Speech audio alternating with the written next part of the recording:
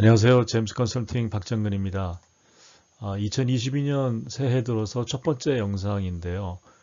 제임스 컨설팅 TV를 구독하시는 시청자 여러분 모두의 건강과 행운을 빌겠습니다.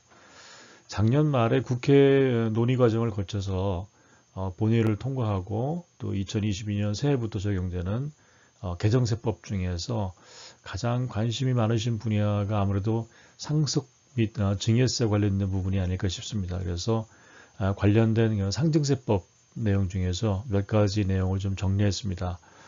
올해는 그래도 비교적 논란이 될 만한 개정 내용은 특별히 없기 때문에 몇 가지만 좀 핵심 내용을 정리해서 소개해 드리겠습니다.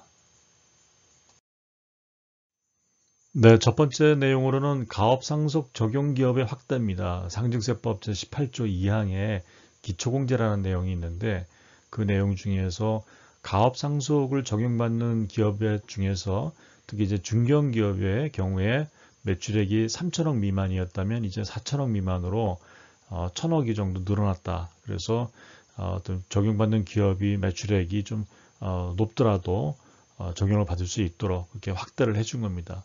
그 법조문 내용을 그대로 보면 이제 중견기업의 경우에 매출액의 평균 금액이 4천억 이상인 기업은 제외한다 이렇게 되어 있죠. 그러니까 4천억 미만이겠지만 4천억까지 가능하다고 이렇게 보시면 되겠습니다. 그래서 매출액의 평균 금액이라는 건 직전 3개년도의 사업연도의 매출액의 평균 금액이 4천억까지 된다.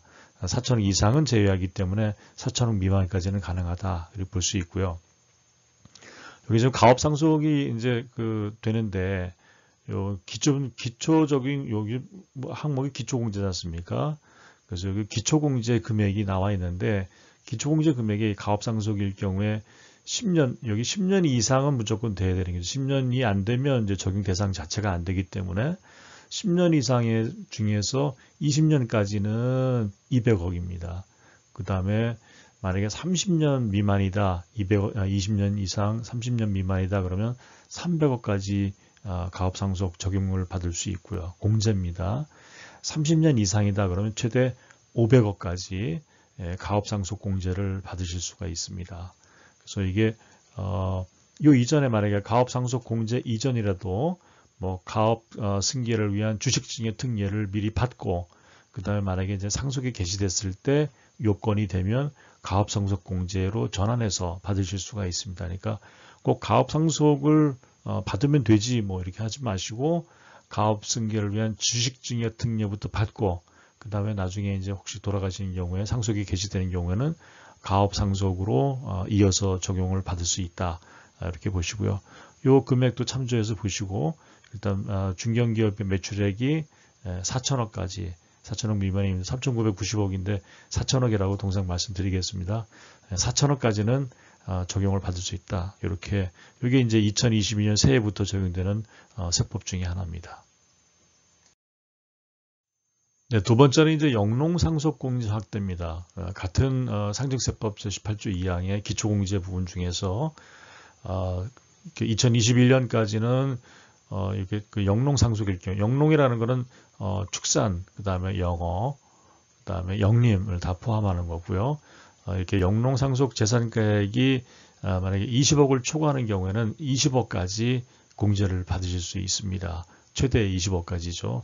그래서 이게 공제 금액이 5억이 늘어났다 이렇게 보시고요. 여러 가지 이제 우리 상속이 개시될 경우에 일괄 상속, 그다음 배우자 상속 공제, 여러 가지 상속 공제 받을 수 있는 항목 중에서 그 중에 하나인 영농상속 공제가 2022년부터는 공제 금액이 5억이 증액이 돼서 15억에서 이제 20억까지 공제를 받을 수 있다 이렇게 보시면 되겠습니다. 네, 이제 동거주택의 상속공제 대상의 확대입니다.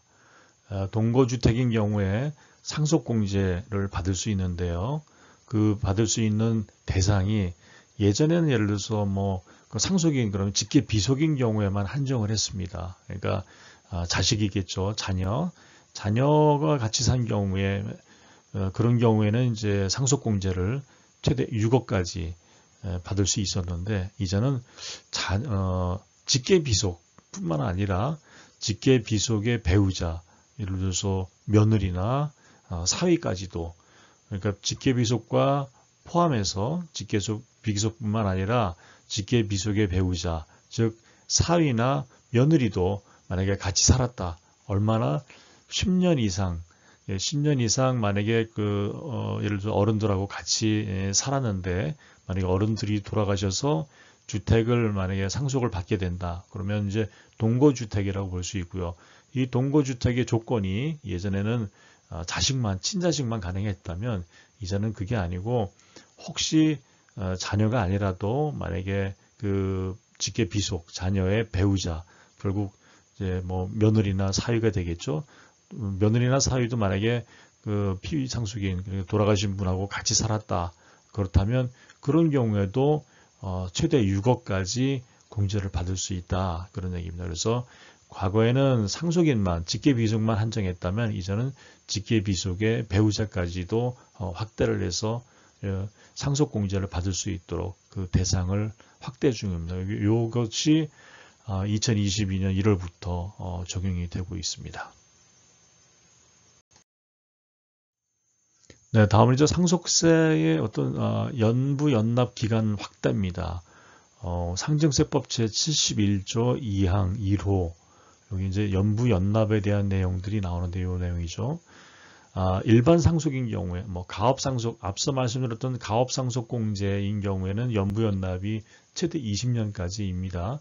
그런데 이제 이 내용은 좀 제외하고 이번에 2022년부터 새롭게 적용되는 연부 연납의 기간 확대는 일반 상속세인 경우에 5년에서 10년으로 연부연납 기간이 확대가 됐습니다. 그래서 여기 이제 가업상속은 뭐 이 내용을 생략하겠습니다. 그 외의 경우, 이게 좀 새로 나온 내용이죠. 연부연납 허가일로부터 10년까지 상속세를 나누어서 낼 수 있는 겁니다. 연부연납 그러면 분할납부하고는 다르죠. 분할납부라는 거는 일정 금액이 넘어가면 그걸 두 번에 나눠서 낼 수 있는 거고요. 상속세인 경우에는 예를 들어서 부동산이라든지 세금이 클 경우에 이거는 이제 뭐 최대 5년까지 나누어서 낼 수 있었는데 이제는 10년 동안 나누어서 낼 수 있도록 이렇게 세법이 개정이 된 겁니다. 그래서 10년이라고 하면 연부연납 이제 허가일로부터 10년인데 그냥 10년 동안 무조건 분할납부가 되는 게 아니라 그 10년 동안 그 이자가 붙습니다. 그래서 법정 이자는 납부를 해야 됩니다. 그래서 또 연부연납을 그냥 허가해 주는 게 아니라 그 연부연납에 대한 담보를 제공해야 됩니다.